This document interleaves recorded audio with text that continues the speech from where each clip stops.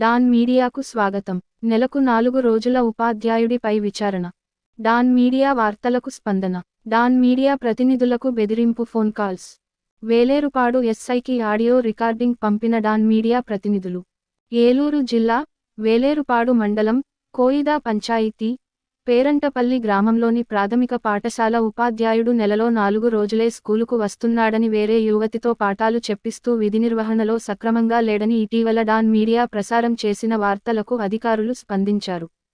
కోట Ramachandrapuram ITDA ప్రత్యేక అధికారి కిరణ్ కుమార్ ఆకస్మిక తనిఖీలో ఈ విషయంతో పాటు పలు విషయాలు వెలుగులోకి రావడంతో ఆయన ఐటీడీఏ అధికారులకు ఇచ్చిన నివేదిక ప్రకారం తీగలాగితే డొంకంతా కదిలింది.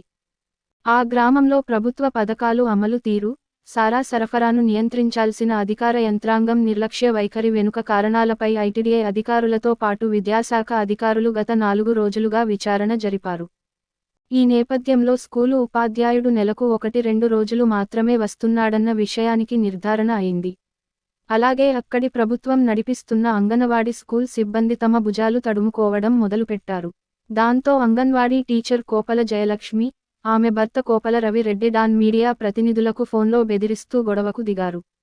మీ అంతు తేల్చేస్తామన్నారు. మా ఊరి గొడవలు మీకెందుకు అన్నారు.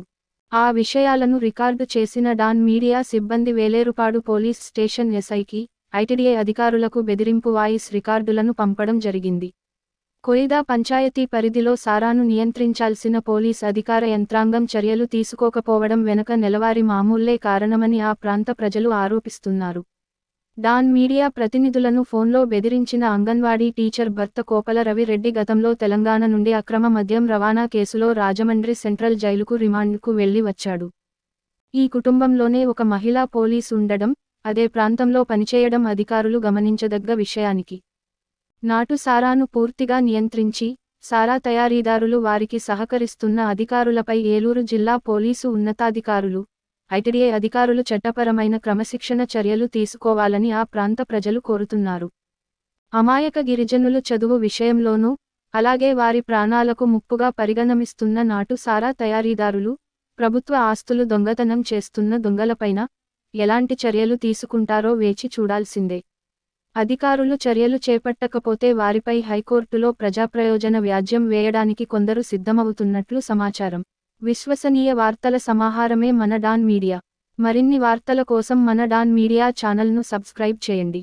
మరికొందరితో చేయించండి. ధన్యవాదములు.